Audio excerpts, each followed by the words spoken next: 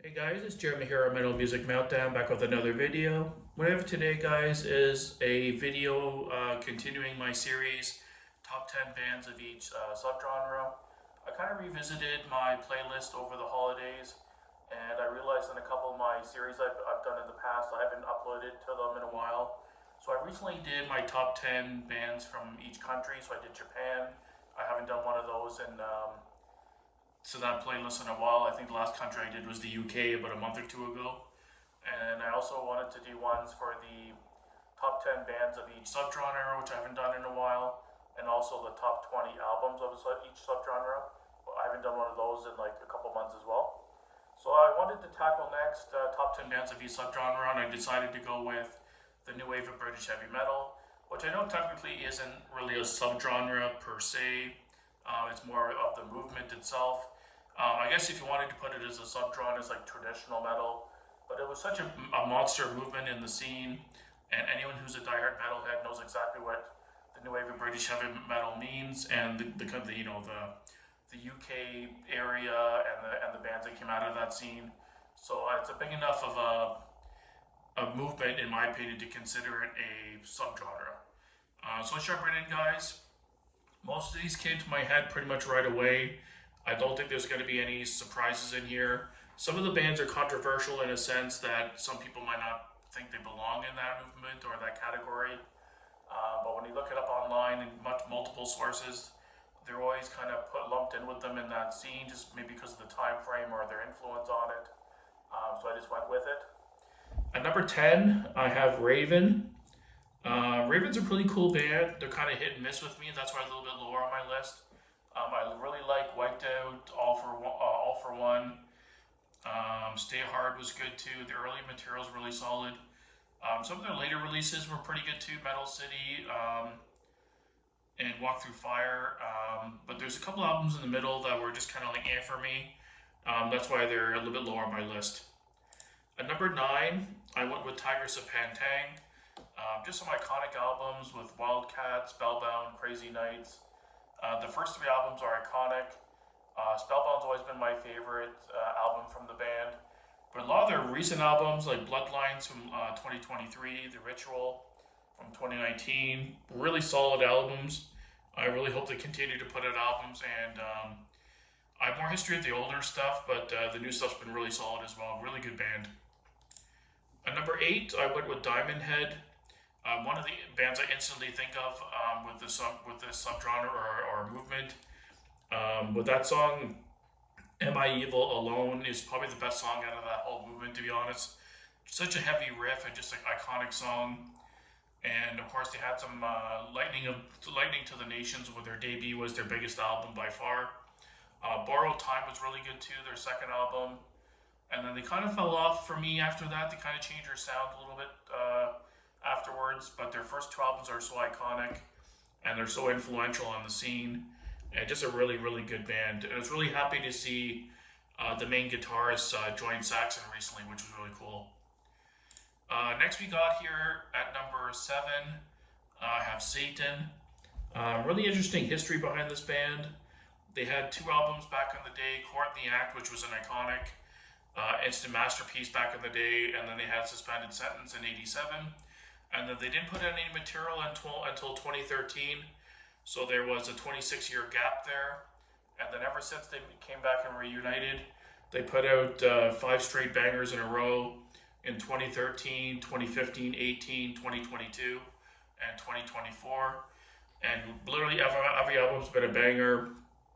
Atom by Atom, Cruel Magic, Earth Infernal, sorry, and the recently release from last year, Songs in Crimson. So yeah, really strong band. Every release has been killer. I just wish they would have put out material between '87 and 2013. They would have been monstrous, but it is what it is.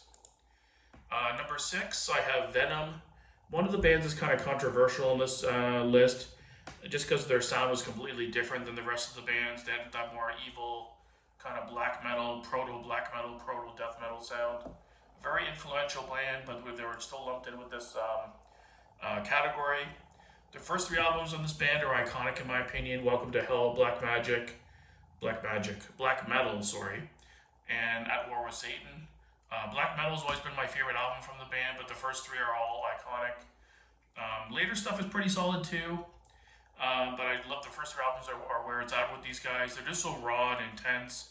One of the great musicians, the greatest musicians overall, but they played with heart and intensity and craziness. Their live shows were over the top, and there's no denying their influence on the rest of the metal scene. Number 5, I have Angel Witch. Another really cool band, a band that also put out an album in 1980, their debut, which was my favorite album from them by far, and a top 3 new wave of British heavy metal album overall. It's just an iconic album. And then after 86, Frontal Assault, they had a gap again where they didn't come back until 2012. So they had 26-year gap. But their last release in 2019, Angel of Light, was just an amazing album. Really killer artwork and a really good return to form like their older material. I still need to pick up a lot of these guys' albums on hard copy. I don't think I've had any Angel Witch albums. They're just hard to find and like out of print all the time and more expensive. But I'll definitely pick them up over time. Number 4, Judas Priest. I love Priest, not quite as much as a lot of people do. That's why they're a little bit lower. Some people argue they don't belong in the scene because they started too early, because they technically began in the mid to late 70s. But their influence on the scene is undeniable. Great albums: Side Wings of Destiny, Killing Machine, British Steel, and even their latest albums, Firepower, Invincible Shield. Tons of really good albums from these guys. Screaming for a Vengeance. My personal favorite is Painkiller. But yeah, some people argue they don't belong in the scene because they started too early. Their first album was in 74. And I included them in the list just because they had such an influence on the bands to come. They're kind of one of the pioneers of the scene, and I wanted to include them. Next we got the Mighty Saxon. And some people might be surprised I have Saxon ahead of Judas Priest. But I've always loved Saxon. I think they're the most underrated band from that scene. And I almost put them ahead of another band, but they're not quite there overall in the discography. But with early albums like the Wheels of Steel, Strong Arm of the Law, Denim and Leather, Power and the Glory, just some really iconic albums, and they've been on a hot streak. Thunderbolt, Carpe Diem, and Hellfire and Damnation. The last 3 releases have been just bangers. Better than anything Maiden's put out, to be honest, in my opinion. Probably on par with Priest, but I think they're killing it this late in their career. Biff Byford never sounded so good. Great guitarist. We're just a really, really good band. Super underrated, in my opinion. Number 2, I have the mighty Iron Maiden. A lot of people might think, okay, new wave of British heavy metal, Iron Maiden were the giants of the scene. Easily the biggest band, part of this scene and subgenre. But for me, they weren't number 1. I like the other band just a little bit more based on my taste. But there's no denying Iron Maiden was the biggest band in this movement with their debut, Killers, Number of the Beast, Peace of Mind, Power Slave, Summer in Time. Come on, like first 7 albums are masterpieces. They had some duds in the middle after that in the 90s, early 2000s. But their last album was decent. It was pretty solid. Not near as good as their old stuff, but they're putting out some solid material, but just not quite as good. And number 1, guys, might be controversial and surprising to a lot of people, but I went with Motorhead. I fucking love Motorhead. They've always been one of my favorite bands. They do get lumped in with the new wave of British heavy metal, just because they're kind of a precursor to that sound, a big influence on the speed and the way they played. And if you don't agree with me, that's fine, but I decided to put them in here. And they're a couple of years, a little bit early, but really their big albums were in 79, so they're not that far behind. Overkill and Bomber are just masterpiece albums. Ace of Spades, Iron Fist, Orgasmatron, Rock and Roll, Sacrifice. Like I'm looking down the list here. Every album in their discography is a hit. They don't have one dud in the whole discography, in my opinion. And I just love Motorhead, love the dirty, kind of gritty rock and roll, heavy metal sound. And yeah, had to be Motorhead for me all day.